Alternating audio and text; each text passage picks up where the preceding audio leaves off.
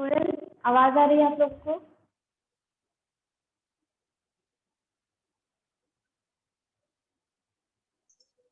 Good morning ma'am. Good morning, आवाज आ रही है ना? Yes ma'am. क्लास 8 है ना? Yes ma'am.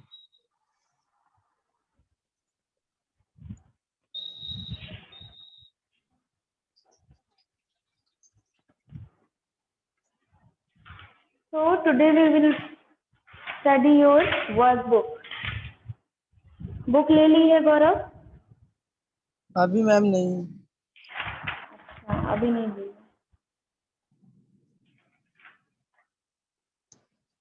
तो देखो यहाँ पे आपका फर्स्ट पैसेज है, वो क्या है? Monkey go to college. अब पैसेज तो पता नहीं, पैसेज का आंसर करना रहता है।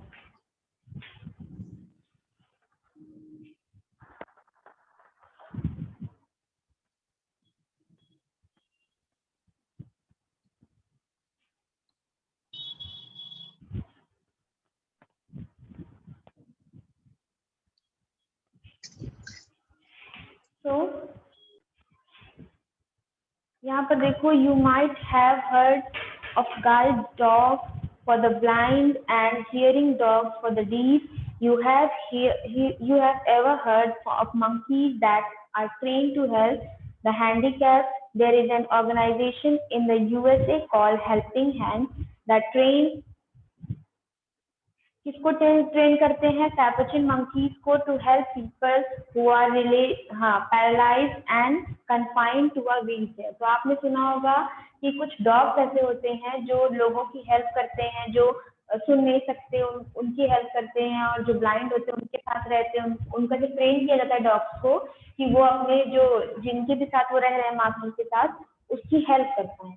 लेकिन बहुत कम लोगों ने सुना है मंकीज के बारे में. तो यूएसए में एक हेल्पिंग हैंड्स करके एक ऑर्गेनाइजेशन है. वहां पर कैपुचिन मंकीज को ट्रेन किया जाता है कि जो व्यक्ति पैरालाइज्ड हो या जिसको दिक्कत हो, फिजिकली डिसेबल हो, उसके लिए वो मंकी जो है वो काम करेगा. In 1977, a psychologist with Boston Tufts University called Mary Willard wanted to help a friend who was a quadriplegic. Quadriplegics are paralyzed from the neck down. Neck के नीचे से पूरा वो पैरालाइज था, उसका जो बॉडी था वो काम नहीं करता था. हर professor suggested she trained capuchin monkeys because not only are they highly intelligent, they are also small. They weigh between 3 to 6 kilos and live for more than 30 years. Their natural curiosity and tiny hands make them ideal for performing delicate tasks. तो उनके professor ने बताया कि आप Capuchin monkeys को train करिए. वो monkeys जो है वो काफी टाइम तक 30 इयर्स तक जीते भी हैं और वो इंसान की हेल्प करने के लिए बड़े सही होंगे. With a grant of $2,000, Willard began training capuchin. Willard ने कैपुचिन मंकीज की ट्रेनिंग शुरू कर दी. हर first train monkey Hellion was placed with 24-year-old Robert Foster in 1979. She was with him for more than 20 years. Willard began Helping Hands, affectionately known as Monkey College, और उन्होंने एक monkey college खोला जहां पर वो इस तरह के मंकीज को ट्रेन करती थी. In 1982, so far it has placed over 175 capuchin monkeys with needy patients. The monkeys live with foster families when they are very young for 3 to 5 years till they get used to people. Then they go to the college where they are trained for a further 2-3 years to become full-fledged helping hands. तो monkeys की training की जाती थी. जब वो 3 से 5 साल के रहते थे तब उनको लोगों से सिखाया जाता था और उसके बाद उनको कॉलेज भी भेजते थे और सीखने के लिए. Each monkey train to do everyday task. सब सारे बंदरों को रोज की जो काम होते हैं, रोज की जो क्रियाएं होती है, सब कुछ सिखाया जाता था कि वो कर सके. And changing DVDs, CDs, picking up drops, items such as keys, pens, phones, heating food and in a microwave, turning the pages of books, fetching food and drinks, and even scratching and troublesome itch. कहीं पर भी etching करना या कुछ भी करना या DVD set करना, माइक्रोवेव में खाना गर्म करना, हर चीज के लिए इन मंकीज को ट्रेन कर दिया जाता था। बुक के पेजेस चेंज करना, मतलब जितनी चीजें होती हैं। Their owner either use a laser pointer to show them what to do और गिव वर्बल कमांड। तो कुछ ओनर के पास लेजर पॉइंट होते थे जिससे मंकी को कमांड दिया जाता था, और कुछ जो होते थे वो ऑर्डर करते थे, मतलब पेशेंट जैसा हो, जैसा जो व्यक्ति जो कर सकता था वैसे वो कमांड कर देता था। The capuchin are the breed at the local Southwick Zoo. The organization spent $35,000 to train and care for each monkey. The monkey is raised through donations and grants. Monkeys को donations के through और कई सारे ऐसे पैसों के through उनको train किया जाता था। The patients receive them free of charge. और ये monkeys उनको फ्री में दिए जाते थे पेशेंट्स को। After the monkeys grow old, foster families look after them. और जब monkeys बूढ़े हो जाते थे तो जो उनको रखते थे वो ही लोग उनकी देखभाल करते थे। Not only do the monkeys enable their owners to lead more independent lives, they also help these people overcome depression and loneliness. तो अब जो इंसान फिजिकली डिसेबल है, जिसकी आँख, कान या कोई भी बॉडी काम नहीं कर रही है, उसके लिए जो मंकीज होते थे वो हेल्पर्स तो होते ही थे, साथ ही साथ उनके कंपेनियन भी होते थे। मतलब अगर वो अकेला महसूस कर रहे होते थे तो उनके साथ वो हमेशा रहते थे। तो ऐसे ही आपके इस बुक में बच्चों, बुक देखो आपकी ये वाली है, वर्कबुक जो है आपकी ये वाली बुक है, ठीक। तो इसी में से आपको पढ़ना है, और ये पैसेज, जैसे ये पैसेज दे दिया है, उसके बाद इनके क्वेश्चंस के आंसर आपको फिल करने हैं। जैसे देखो यहाँ पर लिखा है, we can say the Peter Paul were fast friends age. इनको कंप्लीट करना है, इन सेंटेंसेस को, स्टेटमेंट को कंप्लीट करना है। और क्या है इसमें देखो, मैम चैप्टर्स की वो पीडीएफ भेज दीजिएगा तो कॉपी में कर लेंगे। बुक ली है कि नहीं आप लोगों ने? मैम अभी नहीं ली। हाँ तो बुक लीजिए, बुक लीजिए और जितनी क्लासेज हुई है उसको देखो एक बार से यूट्यूब पे। एक ही क्लास में अभी फर्स्ट चैप्टर पढ़ाया गया है, ज़्यादा कुछ अभी आगे बढ़ा नहीं है। तो complete the statement, the dogs that are train to help the deaf people are called. उनको क्या कहते हैं, ये लिखना है। क्वेश्चन का आंसर देखो क्या है, व्हाट इज अ गॉडीप्लेजिक। गॉडीप्लेजिक क्या होते हैं? Why are the capuchin monkeys selected for training. इनको सिलेक्ट क्यों किया जाता था? क्योंकि ये कैपुचिन मंकी जो होते थे ये बहुत ज्यादा स्मार्ट होते थे, और उनके हाथ जो होते थे टाइनी हैंड्स होते थे, वो कुछ भी काम करने में बहुत इजी होते थे। What kind of everyday task can a trained monkey perform? क्या क्या टास्क थे जो मंकी कर सकता था, बताइए। एवरीडे टास्क जो थे वो क्या क्या थे जो मंकी कर लेता था आराम से?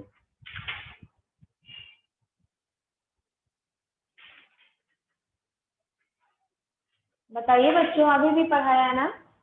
ऐसे ही पैसेज से आपको आंसर करने हैं। मैम क्या पूछिए, एक बार फिर से बोलिए। अरे मंकी जो थे ना, जिनको ट्रेन किया जाता था, पैसेज में हमने पढ़ा है। ट्रेन जो मंकी थे वो यस सर। मतलब जो एक दिन की जो क्रिया होती है उसमें से क्या क्या वो कर लेते थे, उनको किस किस चीज से ट्रेन किया जाता है?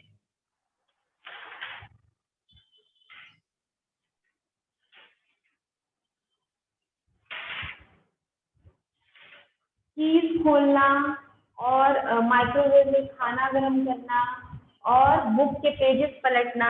इस तरह के कई सारे जो एवरीडे टास्क होते हैं वो इन मंकीज को सिखाए जाते थे, ट्रेन किए जाते थे, और ये अपने मास्टर के लिए वो करते थे। तो how do the owners command the train monkeys?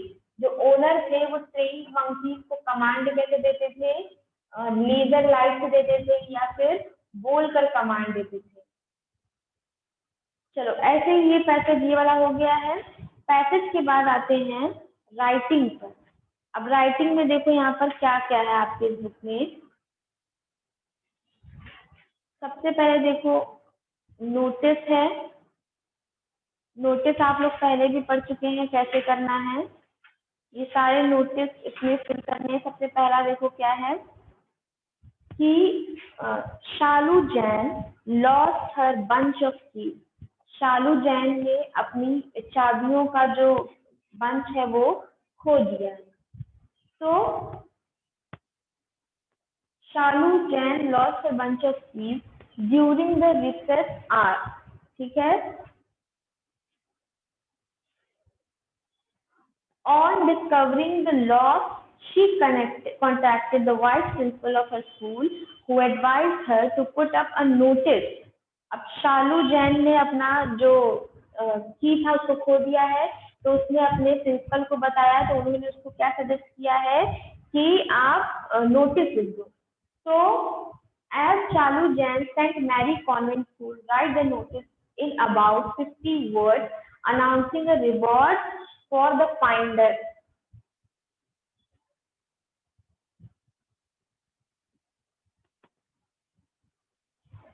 तो ये बच्चों इसको करा दिया जाए कि आप लोग कर लेंगे, बताइए।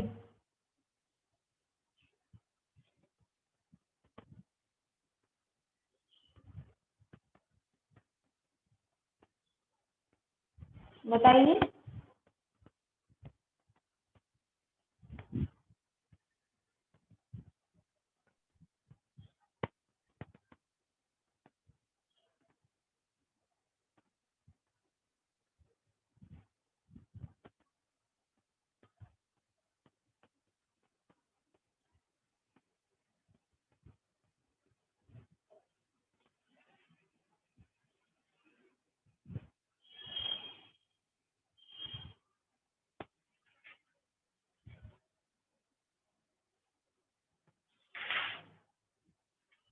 तो नोटिस हो गई, उसके बाद देखो क्या है इसमें मैसेज है। मैसेज में क्या करना है, during the past decade the whispered use of cell phones has greatly reduced an avalanche of written messages, yet we cannot undermine its utility. We see that we need to send written messages frequently for various people in our contact. Therefore, it is very important for everyone to learn to write short and clear messages. तो messages लिखना बहुत जरूरी है, message लिखना हमें आना चाहिए। अब मैसेज लिखने के लिए क्या क्या चीजें हैं, कौन कौन से ऐसे रूल्स हैं जो हमें याद रखने हैं। It is a short piece of writing that does not require the senders और the receivers address written in there. तो मैसेज में आपको सेंडर और रिसीवर का एड्रेस लिखने की जरूरत नहीं है। Only a brief situation should be given dear mom, जैसे कि सिर्फ एक ब्रीफ एक सोल्यूशन कैसे देना है कि डियर मॉम लिख देना, जिसको लिख रहे हो। अगर मॉम को लिखे तो डियर मॉम या डियर फ्रेंड। फिर क्या करना है, mention the date and time when the message has written. Date और टाइम लिखना जरूरी है। And your message should contain only the important information, irrelevant details should be avoided. Letter नहीं है, ये मैसेज है, तो मैसेज में सिर्फ इम्पोर्टेंट जो आपको चीजें कहनी है टू द पॉइंट, वही आपको चीजें लिखनी है। फिर put sender's name signature at the end of the message. Sender का नाम लिखना है जो भेज रहा है, मतलब अपने साइन करने। फिर put your message in a box, do not extend word limit 50 word, ज्यादा से ज्यादा 50 वर्ड ही लिखने हैं। The use of tense depends on the ideas themes contained in the message। और आपको पता है कि मैसेज लिखने का जो थीम होता है, वो जो टेंस होता है, आप जिस टेंस में यानी कि जिस समय की बात हो रही है, अगर पास्ट की बात हो रही है तो पास्ट टेंस का यूज करो, और प्रेजेंट की बात है तो प्रेजेंट। जिस तरह से आपको दिखाना है वैसे आप दिखा सकते हो। तो एक मैसेज का आप लोग को एग्जाम्पल देते हैं।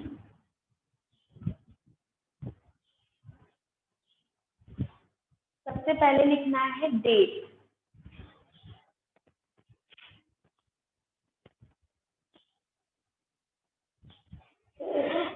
टाइम लिखना है,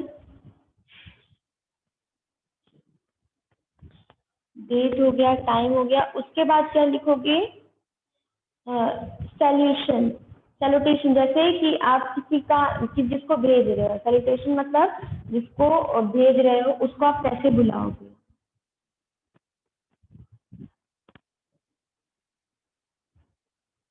फिर क्या लिखना है, उसके बाद आप अपना पूरा मैसेज लिख देंगे जो भी आपको लिखना है। देखो डेट लिख देते हैं,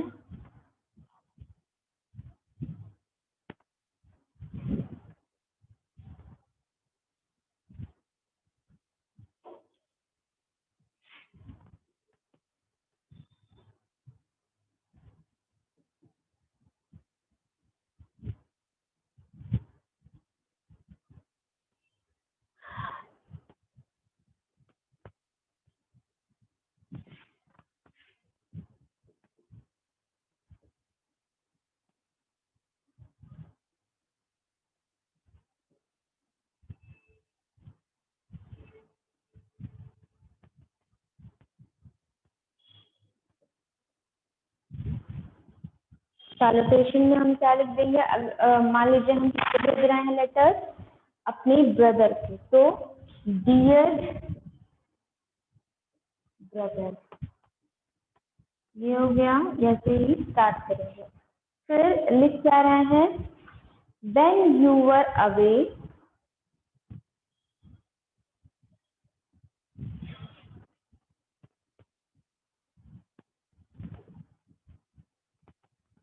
when you were away, Rohan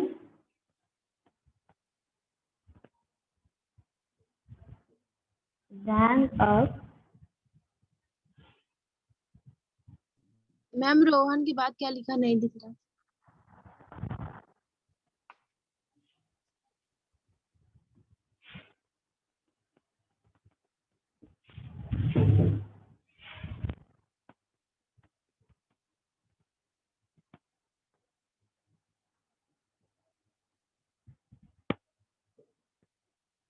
Rohan rang up from the office.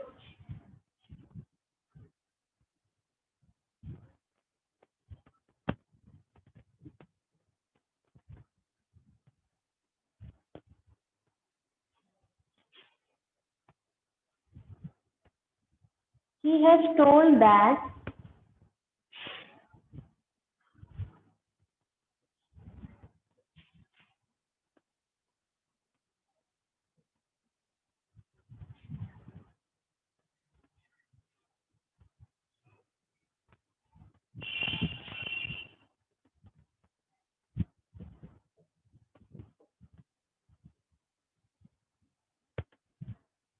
your official meeting will be held at Ramananda Hotel.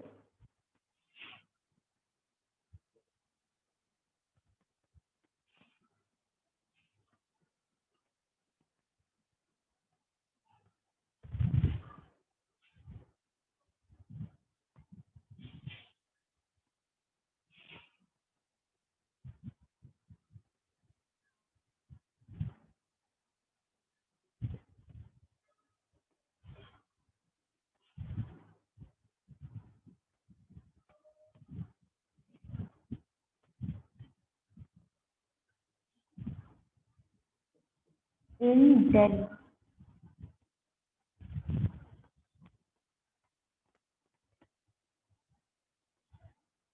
In Delhi this Saturday,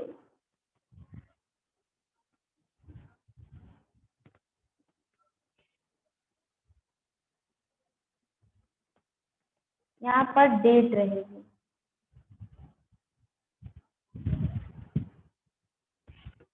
you will go by Air India flight.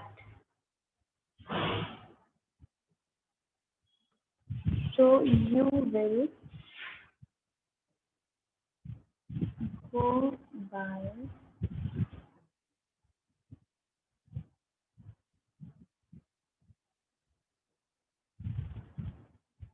Air India flight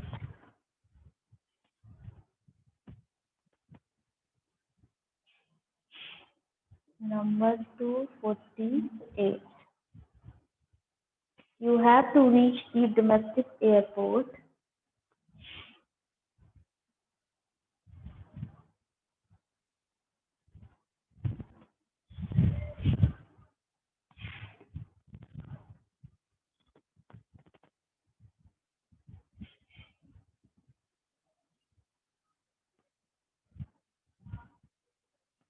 airport by 4 a.m.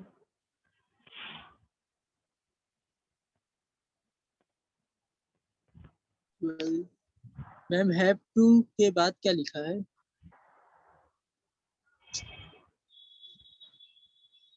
You ma'am ये you है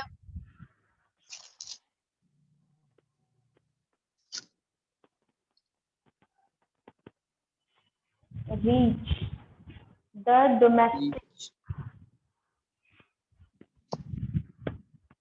domestic airport by 4 a.m.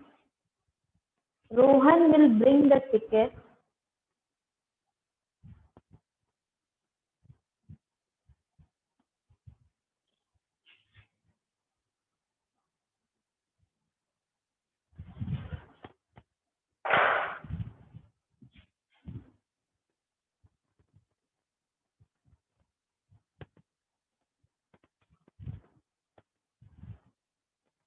as well as the passport.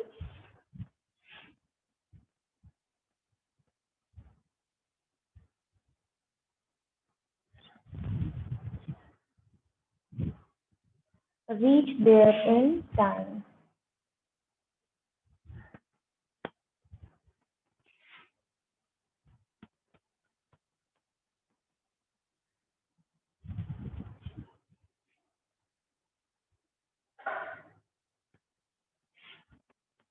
यहाँ पर लिखा है time.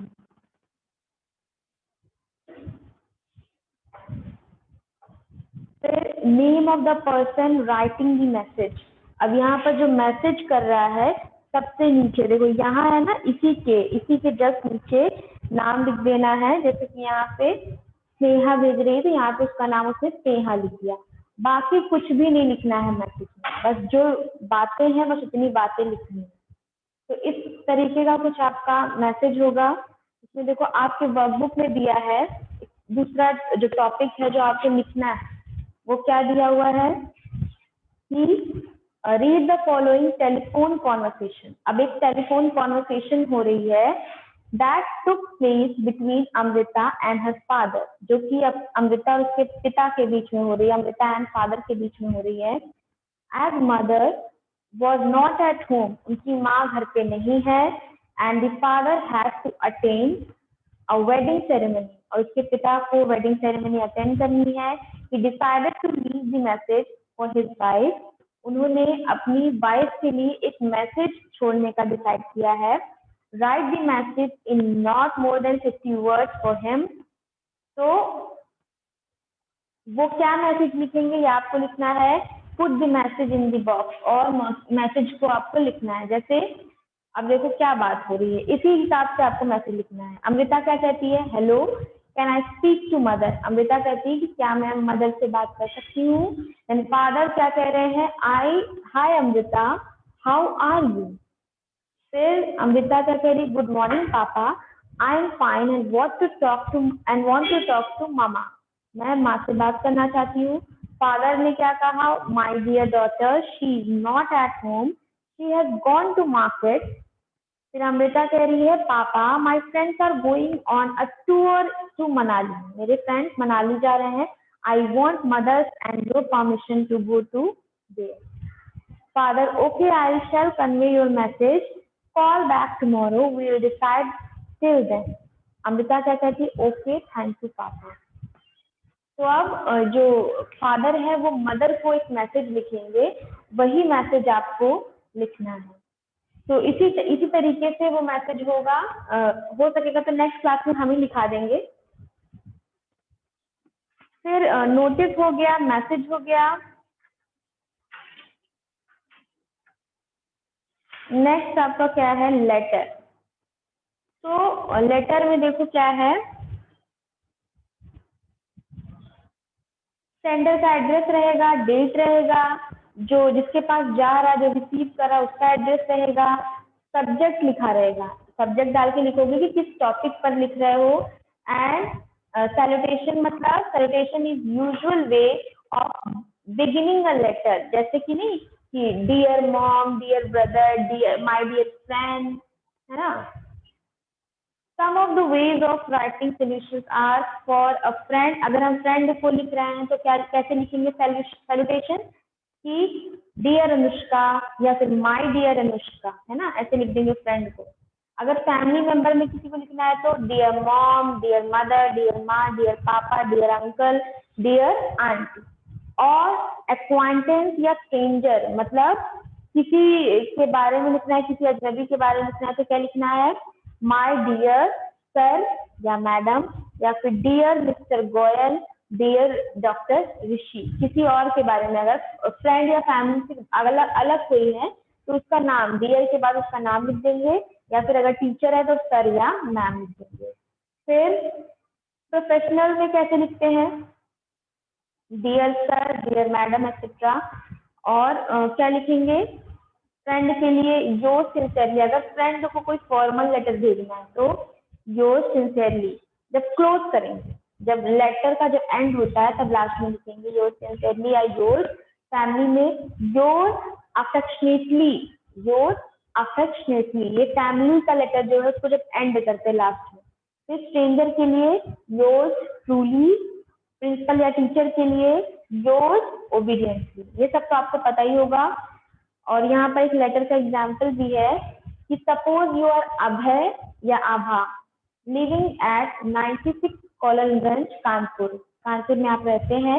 Right a letter to your pen friend, Steve या Stella, किसी का भी नाम आप लिख सकते हैं। पेन फ्रेंड का मतलब होता है बच्चों कि जिससे लेटर के थ्रू ही बात हो रही हो, जिससे और किसी तरह से मुलाकात नहीं हो रही है, बात नहीं हो रही है, सिर्फ लेटर लिख कर ही उससे कॉन्टेक्ट हो पा रहा है। Describing how you celebrated the festival of Diwali, आप उसको बताएंगे कि मैंने दिवाली कैसे सेलिब्रेट की। तो इसका एक स्ट्रक्चर बता दे रहे हैं कैसे स्टार्ट हो रहा है ये लेटर भी।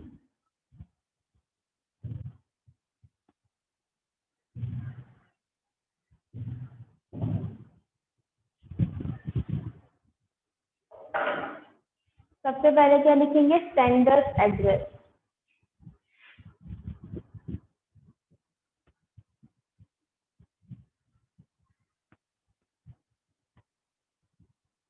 तो सेंडर के एड्रेस में सबसे पहले क्या लिखा जाएगा, जो भेज रहा है, जिसके तरफ से जा रहा है लेटर, उसका नाम लिख देंगे, उसका एड्रेस लिख देंगे। जैसे यहाँ पर है कॉलोनलगंज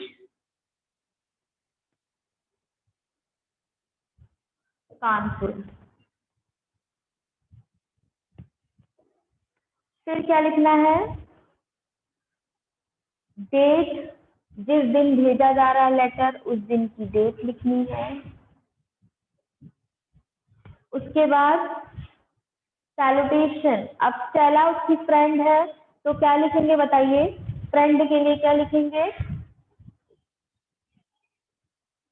कौन बताएगा, फ्रेंड के लिए सैल्यूटेशन क्या लिखेंगे, स्टार्ट कैसे करेंगे, कैसे उसको बुलाएंगे,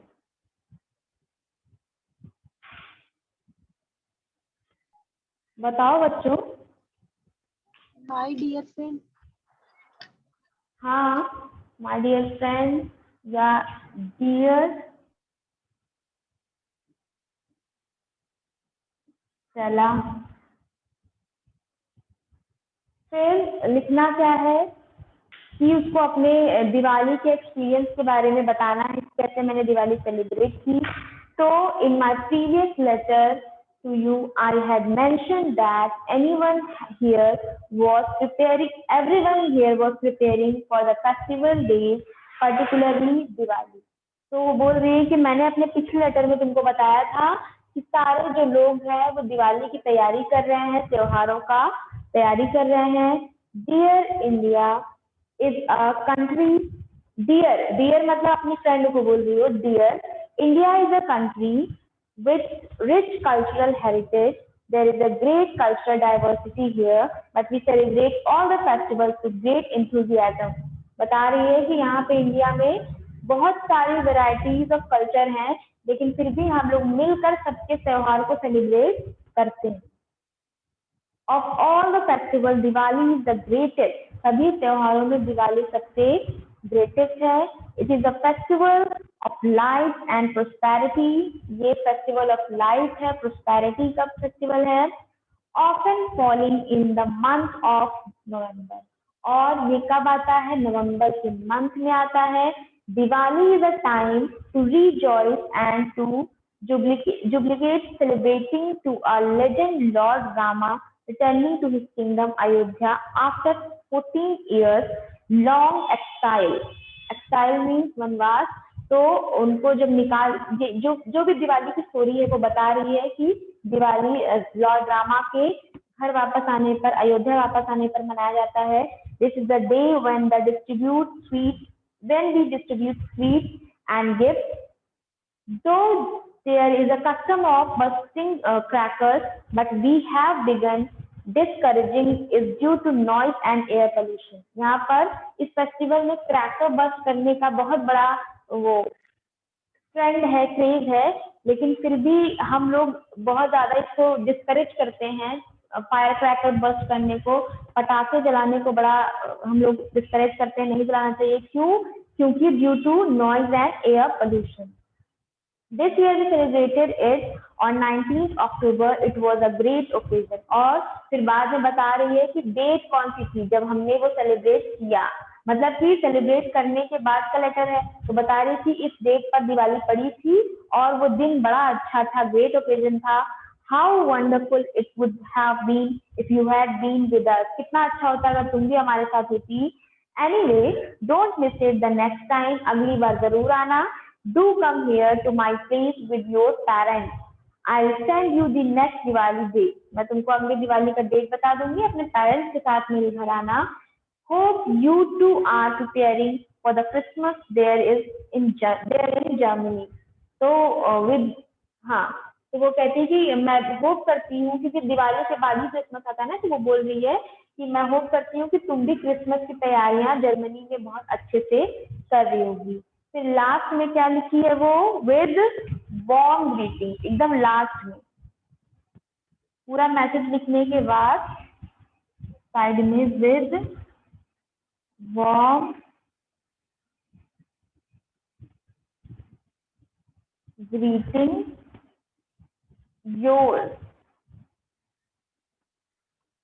योर्स आभा.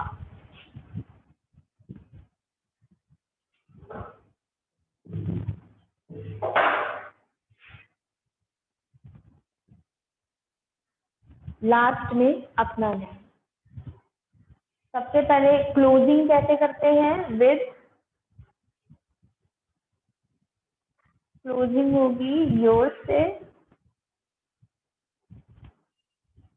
जब एंड करना है तो योर लिखना है. और लास्ट में नेम ऑफ दी राइटर, मतलब जो लिख रहा है, नेम ऑफ दी राइटर या फिर सेंडर. जो कि कौन है वो आपको पहले ही टाइटल में बता दिया गया लेटर के कि आभा है जो लेटर लिख रही है. तो ऐसे ही बच्चों लेटर लिखना है. नेक्स्ट क्लास में जब हम लोग ये वर्कबुक पढ़ेंगे तो एक आध लेटर को सॉल्व किया जाएगा, उसको हम बोर्ड पर लिखा देंगे, फिर आप वीडियो में देख लीजिएगा. और आगे जो वर्कबुक की चीजें हैं वो भी हम लोग पढ़ लेंगे. Now that is it for today. मिलते हैं नेक्स्ट क्लास में, इसको आगे से हम लोग कंटिन्यू करेंगे. चलो bye bye student, thank you. हाँ बोलिए मैम. जो इंग्लिश का चैप्टर पढ़ाई थी आप, हाँ मैम उसमें का पीडीएफ भेज दीजिएगा. बेटा बुक क्यों नहीं ले रही हो? पीडीएफ तो जाएगा, बुक क्यों नहीं ले रही? इतने दिन से वो चैप्टर पढ़ाया गया है, बुक से भी तो करना है ना. वो तो चला ही जाएगी. वैसे तो उसका आंसर क्वेश्चन भी हम करा देंगे बोर्ड पर, वो भी देख लेना. ठीक है? Yes ma'am. ठीक है, कोई दिक्कत Yes, और ma'am. किसी को? ठीक है ना? Thank you ma'am. चलो. Yes ma'am.